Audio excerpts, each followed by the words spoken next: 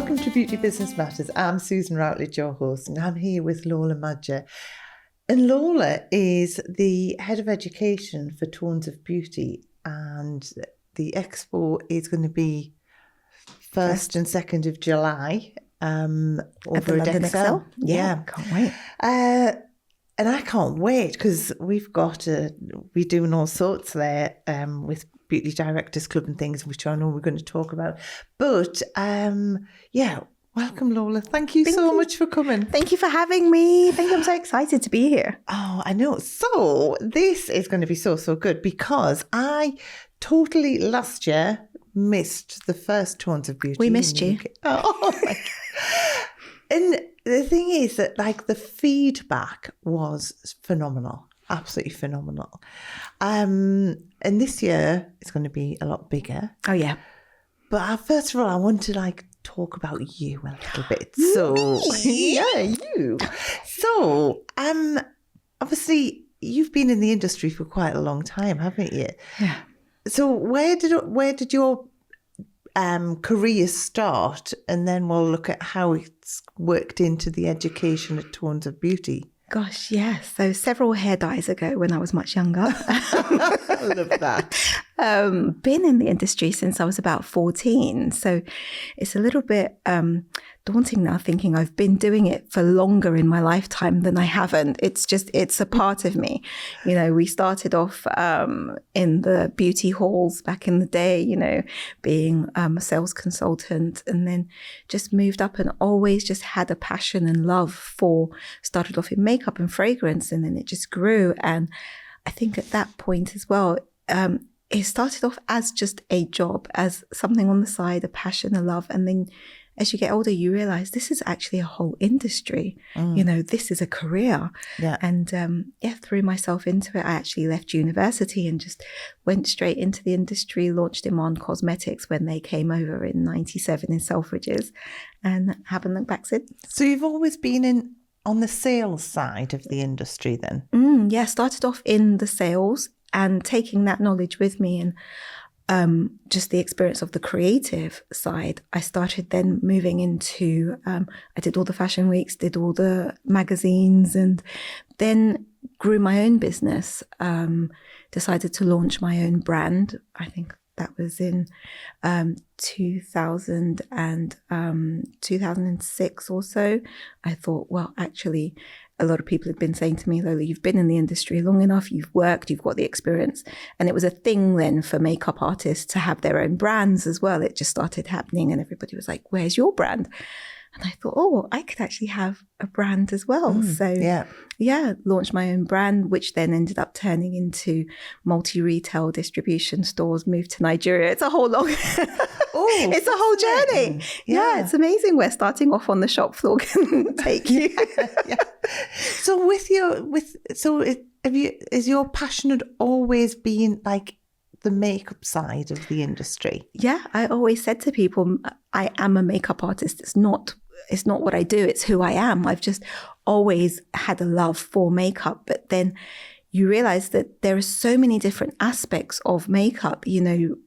Every year, every decade, I found a new passion within the same industry. So there was no need to change jobs or leave. You just kind of changed your specialism. So I went from being in the fashion and beauty, bridal, all the way through to going into film and TV, and then going down the prosthetics route and special effects. And it's all still the same thing, but just different aspects of it. And did you sort of do standard training to start with and then just get more into theatrical and all of the... Yeah. Because I know when we were talking, was it last week or the week before, and you just threw in, and then in Nigeria I was on film set and I was like, what? Tell me more about this.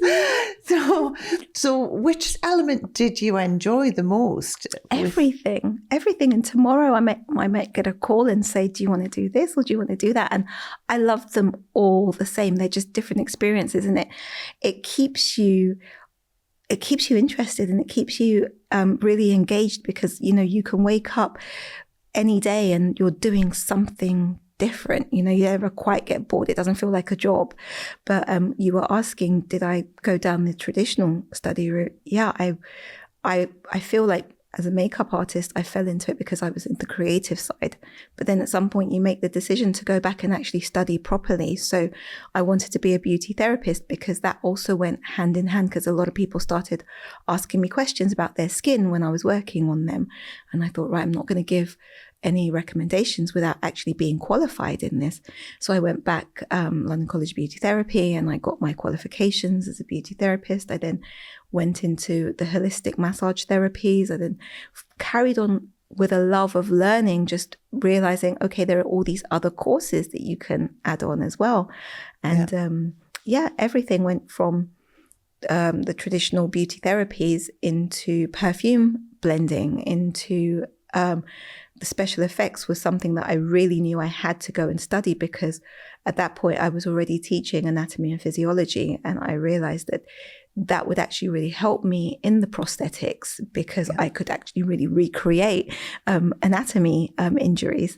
So that was really helpful. Education is so helpful. Yeah, but this is what I love about our industry. There's just so many elements to it, and like you've just said, I mean, you've traveled the world doing what you do, and so many different aspects of it as well.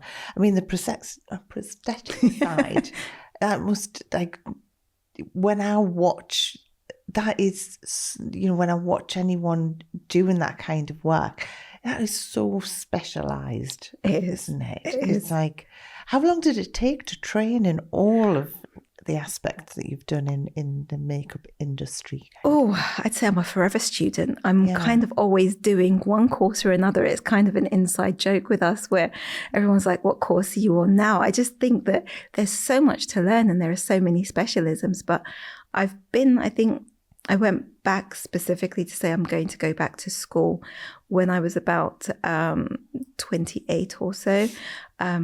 Because I left uni, as I said, to follow my career path. I said, if I was going to go back to school, I would go and study something that I really was passionate about, not just doing a degree just for the sake of it. And been now a good old 20 years now, constantly studying different things. But the prosthetic side, I did the course, that was about over a year or so, working part-time on the sets. But I was already on film sets. And I think the beauty of our industry is that you can work and learn at the same time. So I was already working on films and I thought, I want to learn more. So I started studying alongside working on set as well. So it wasn't like I had to take that time out to go and study. Yeah. So do you still do film work as well? I've officially hung up my brushes as of last year in all aspects. So it's kind of like, shock horror. Everybody's like, what do you mean? You've been a makeup artist practically your whole life. But I have just officially hung up my brushes. And but if Steven Spielberg wants to call me, he's free. Don't let him know I said that. But I think there comes a time where I just think that I could carry on doing it for the rest of my life. But family, children, everything like that, life changes. And the beauty of this industry is that you can change with it. Yes.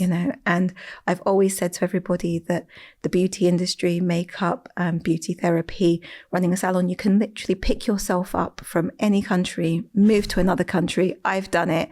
Yeah. My kids have been in my salons with me. They've been on film sets with me. They've traveled the world with me. But now they're at the age that they're going to school. I can't just up and leave them or drag them with me. So, even though I've hung up my brushes, I've picked up my computer pads and pen and paper, and now I'm focusing more on the business side and the education, sharing that love of education with others as well. Yeah. So you're doing other things apart from Tones of Beauty, or is that now all consuming kind of thing? Tones of Beauty consumes me. But at the same time as Tones, because we do literally work on it through the whole year. We started the day after we finished the last show. We were already, planning the next year's show to be bigger and better. But at the same time, I also do consult as well on the side. I consult in cultural intelligence and also do education as well at universities and colleges. Wow. wow, you've got a lot going on. That's amazing. Yes, idle fingers, idle minds. We keep ourselves busy. So last year was the first Tones of Beauty. This year, by the sounds of it, and looking at everything, it's going to be a lot bigger, isn't it? It is. And you're going to be with us. I know. Oh God, I just cannot wait. So anyone who doesn't know anything about Tones of Beauty. Where have they been? Right. Yes, exactly. Right. So tell us all about Tones of Beauty. Right. Well, Tones of Beauty is, let's get the blurb right. Tones of Beauty is the first dedicated B2B professional trade show and conference, which is focused on multicultural and inclusive beauty in the UK. And I dare say most of Europe as well. We started off with the passion of really wanting to show what the face of UK industry looks like right now, what the reality is, what people really want to have a voice for everybody from all margins, and also to create a trade show where brands that are looking to come in from anywhere around the world who are trying to get into the UK industry could come and meet with the distributors and those on ground. You know, we always fly around the whole world. We're off at Cosmoprof, we're off at, all these pro beauty shows at the farthest ends of the earth. But everybody can come here to London. London's where it's at as well. Yeah. So it's a mix of trade stands and a lot of education as well. A lot of education, yeah. So the trade stands that are going to be there. So it's predominantly it's B2B. It's B2B, yep. So that's really what sets us apart from a lot of other shows. And that is our niche and what we fly the flag for, that we really want to provide international level of B2B trade show right here in the heart of the UK. Yeah. And then, and the stands that are going to be there, it's a mix of fragrance. Yeah. We have people coming from literally skincare, far and wide. So we've now turned into, unintentionally, but we've embraced it fully. We are now officially the largest independent show of luxury and niche fragrances in the UK as well, which is fantastic for us and fantastic for the country as a whole, the industry as a whole. Yeah. We have a huge presence of international fragrances coming. We've got skin, beauty, color, and we've also launched this year textures of hair, which is does what it says on the tin. Yeah. It's literally for all textures of hair as well. So that's a dedicated area which is going to be focused on the hair care industry as a whole and embracing all textures. It's going to be worth just going for the smell. It smells divine. I know. When you see it, and being at the Excel, it's so easy for everybody, and it's just so open. So when you walk in, it literally is amazing. You just think, right, wow, we are in London. Yeah. So you are heading up the education side. Yes. Yeah. So what kind of education can is there just one main stage? I mean, I know we've got a separate area, but is there just one main stage where there's going to be the main education, or is it lots and lots of different areas? No. Yes, we have. We've got 3 stages over the 2 days, and on each stage we have lots of different panel talks and keynote speakers. We have also demonstrations. The 3 stages are the insights, the innovations, and the experience stage.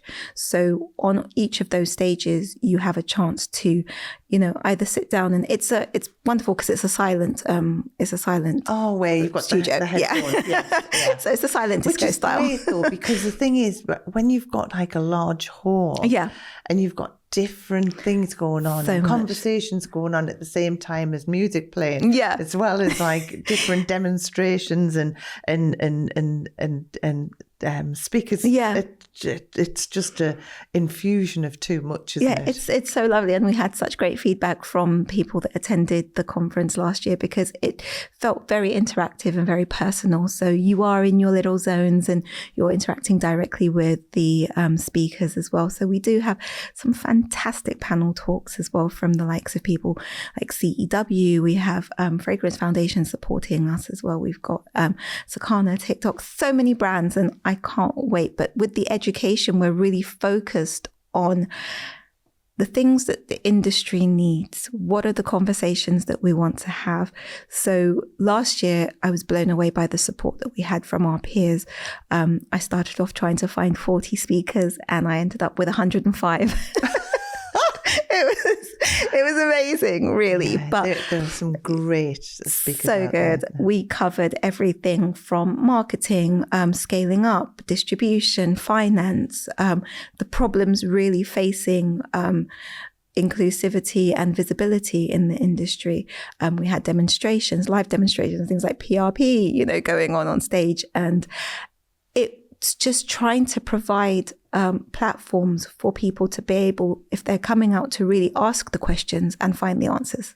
So I know we've got like a separate area, and because Beauty Directors Club and Happy are both going to have an area which I can't wait, where we have got lots of different speakers and demonstrations going on. Yeah, as well. I've seen your lineup. It's fantastic. I know, it is really, really good. So we're going to be covering a lot of inclusivity kind of different things as well. I mean, the thing is, it's just like a 2 days of overload of everything that you need, isn't it? Really, kind of thing. Because it's a 200 stands that's going to be there. We have about 250 at the moment and still booking. So feel free to anybody that wants to join us. But we have also a new area, which is to support the next generation, the ones to watch. It's a zone for about 40 UK homegrown brands as well. So we're really looking forward to seeing those. And there's a lot of organizations which are coming on board to try and help those brands as well. So look out for things. Oh, how do you mean there when you said that? Oh, we can't see it. Yeah, but no, we did really want to support the next. So these are brands that are less than 3 years old, is it, in that area? Or? Yeah, under 5 years and under earning cap of a certain amount as well. But those, because we have some of the best buyers across the country coming to the show. We've got all the big department stores, the online retailers, everybody's coming to come and meet these brands and to also see them and to showcase, not just the international, but the UK homegrown brands too. So yeah, it's a whole big showcase. It is, isn't it? Yeah. We did have some brands last year get directly picked up from the show immediately after, which is such great success stories, so that's really what this whole show is about, that they've come internationally, they've showcased their art and they have been picked up and they are now 1 year later in store selling across the country. And can you actually buy at at Tones of Beauty? Well, if the stand wants to sell to you, they might well, but most of the stands are coming literally to form relationships, not necessarily to sell on the day. But I do know that some of them were offering special offers and things like that. It's there will be a certain amount available for sale, but the main focus is that they are coming to try and get distributors, meet the salon, the decision makers, and get their products into the stores and the retail spots. So are you going to be lecturing, talking, doing anything at it? I really wish I could, because I could talk all day and all night, but then I'd have to block off the whole stage just for me to talk. But no, I'm not on stage, apart from just the opening welcoming remarks. I usually tend to be running around like a lunatic in some slippers, holding a laptop and drinking coffee all day. But it's amazing. It just gives you so much joy to be able to meet people, talk to people, get the feedback, and pull out all my hair while I'm running around at the same time. It's very rewarding. Because it's a Wednesday and Thursday as well, which is like unusual for Yes. for a show. Yes, last year when we launched, we did a Sunday and a Monday. But this year we're doing it on a Wednesday and Thursday because feedback that we'd also had as well from some of the buyers, even though the salons might have been closed on the Monday, traditionally it tends to be very busy days for the buyers. So we're trying the Wednesday and Thursday today as well, midweek. It's a good reason to get out of the office or get out of the salon.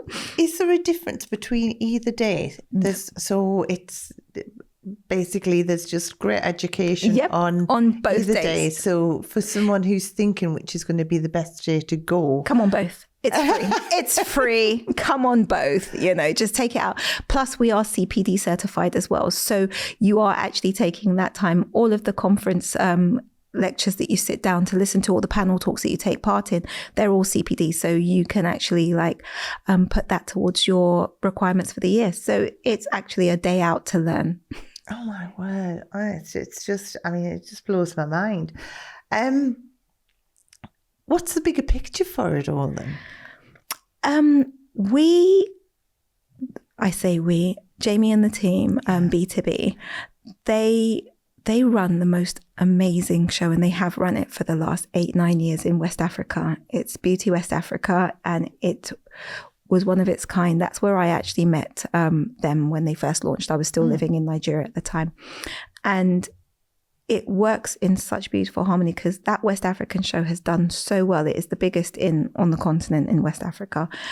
And now it's almost as if there is a back and forth channel for brands who are trying to come globally, whichever market they're trying to enter. So I think the bigger picture for us would be once we've really established ourselves in this side of the world, is you never know, it might pop up in another, we have been asked, we might pop up in another area.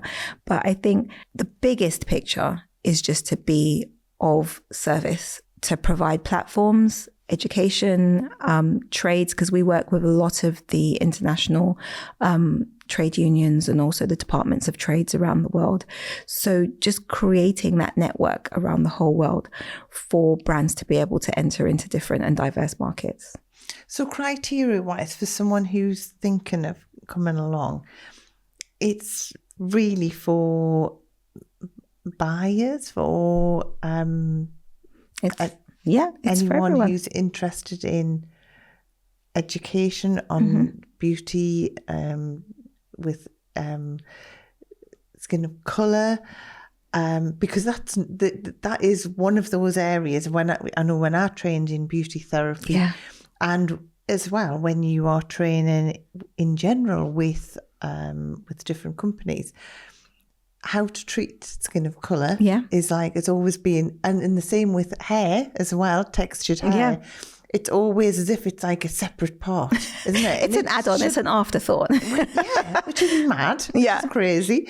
So this way, it's like you say, inclusivity, bringing everything together, isn't it? And really our ethos and the main purpose is almost like kumbaya, everybody under one house together. We don't feel like you should have to separate. I know when we spoke, we said, when I was at school, I did, as you said, a whole course. I graduated and then, now I'm going to go off and I'm going to do Asian bridal makeup. I'm going to go and do Afro hair and textured hair.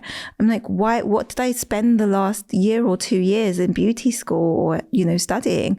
So, and it shouldn't just be a 1 week or a 2 week course because it's continuous. So the show basically wants to bring everybody together under one roof. There shouldn't be any divisions, you know. So that's why we decided we're going to build the show from ground up as a place which is designed to service and showcase everybody equally. So whether, we've got a lot of support from the Asian community. We've got a lot of K-beauty brands coming. We've got iBeauty in the beauty industry. We're speaking to Chinese beauty. We're speaking to, we've got A-beauty, African beauty coming too. And we've also got the European beauty standards. And there is so much room for everybody. But we also want to create an environment that nobody feels embarrassed, shy, or feels like they can't ask a question, come and learn, come and interact, come and see the products, touch the products, and find out exactly why you might need it. Because you might think, that's not my client base. I don't need to learn about that. But it might just be because you're not offering the service that you don't have those clients. If you build it, they will come. If you learn it, you can charge for it. But as well, I think it's, like you said, you never stop learning either in our industry. And I just think that when, like, the world is like a big place, but it's a small place now, isn't it? And the thing is that there's learning from everyone. I just think it's just a phenomenal idea. Why limit yourself, really? And it works in all directions. You can specialize in something, but why limit your earning potential and your growth potential? My word. So anyone who's thinking of coming, they would just go onto the website, wouldn't they? Onto tonesofbeautyexpo.com. And you just register. It is free. It is B2B, but it's free for everybody to come down on both days. All of the seminars and the talks are free as well on both days. It's just a simple click of the button. Download the app as well, because once you have the app, you can also try and arrange appointments or see who exactly is there, meet with different vendors and suppliers as well, if you want to try and book appointments or get contact details as well. And there'll be a full list on there of who's going to be there. But that's ever expanding still, isn't it? At the moment. So you get all the updates. It seems to just be coming around so fast, though, doesn't it? It's like the time's just, from when I first heard about like the dates for this year, and then the tickets were going to be releasing, and then they have released. And it's just now, I'm like, oh my God, it's because Joan, who we from Happier, she was like, have you booked your hotel and everything? And I was thinking, I've got loads of time, and then I thought, no, I haven't. So she's always so organised above me. So I do have my hotel and everything booked now, and I just cannot wait. And it's just absolutely awesome, and hats off to you guys, because thank you. As I say, from last year and hearing about it, I had such envy that I couldn't be there. And now to hear how it's expanded for this year, and I just know for the next years it's just going to get bigger and bigger, isn't it? It really is. I mean, by the time we were closing the show doors last year, we had already booked people coming on. Some of the vendors were already like, yep, sign us on, and they'd paid their deposits to come back the next year. We are now actually bigger than we were already at the end of the show last year. We've already surpassed that.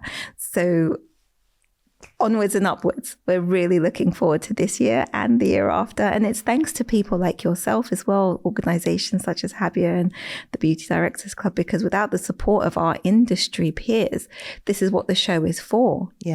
Well, we're going to spread the word wide and far, not just with the podcast, but with everything else that we, Joan and I do. It's about support networks. Come have a good day out as well. Meet your peers. Walk around. I cannot wait.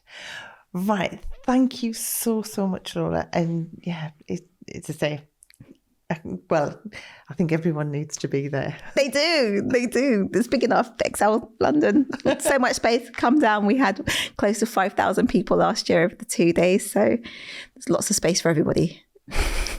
Can't wait. Thanks so much. Thank you so much. Take care.